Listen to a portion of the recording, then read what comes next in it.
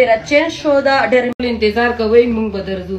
د سر چې دی شو جو ساتئ زموږ میډم چې کومه ده پات. السلام علیکم ګراني مینوالو، زه فیضان ګلستاني یو ځل بیا حاضر یم دوستانو. زما چې کوم نننی ټاپک دی تاسو په دې سکرین باندې دا ویډیو وګورئ.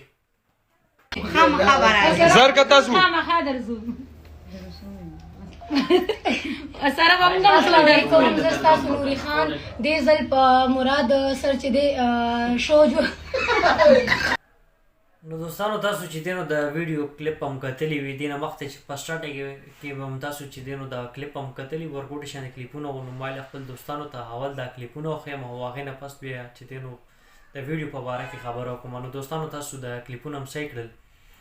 دا د پښتو د شوګانو د ډانسونو ټیکېدار تاسو خو پیژنئ که نه. نن سبا چې دی نو د ټیکه اخیستې ده، ټیکېدار ورته ځکه وایم ولې چې کم خواته هم ګورئ نو تاسو نن سبا مراد ډېر زیات ټیکې اخلي.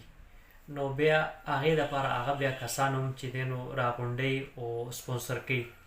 نو دې وخت چې دی نو د سره به تاسو دا صحیح کړی وي. دې ځل خو چې دی نو دا بوی بوی پریم ورسره راغلی ده، نوم خو پته نشته څه ده، خو هسې چې دی نو په سوشل میډیا باندې ورته بوی بوی پري وي دا هم ورسره ده. او ورسره چې دی نو دوه درې نور هم دي. دا بله جینۍ تاسو به کتلي وي نو خبره کوي وایي دې ځله چې دی نو د مراد شو دی، د مراد شو غلطه شوه. نو د خبرو چل وله خیر نه ورځي. یو دم چې دی نو بس موبایل یې لړه ورته ما نه خبرې نه کېږي. نو تاسو پخپله کوئ. نو تاسو د دې دا خبرې هم واورېدلې. نو مراد چې دی نو د نوي کال په خوشحالۍ کې به دی به هلته کې دوبۍ کې به شو کوي او د نوي کال په خوشحالۍ کې د مسافرو نه به پیسې راغونډوي به او د هغې جیبونه به تشوي. نو د مراد ما مخکې هم دا خبره کړې وه دوستانو، د مراد بغیر د دوبۍ نه ګزاره نه کېږي.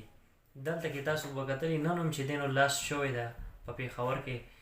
نو دلته کې چې دی نو څه دونه پیسه ورته میلو نه شوه، څه دونه ګزاره یې نه ده شوه، ځکه چې دی نو دی دوبۍ ته ځي او دوبۍ کې به چې دی نو دی به شو کوي، هلته کې به بیا ښه به پیسې به راغونډوي.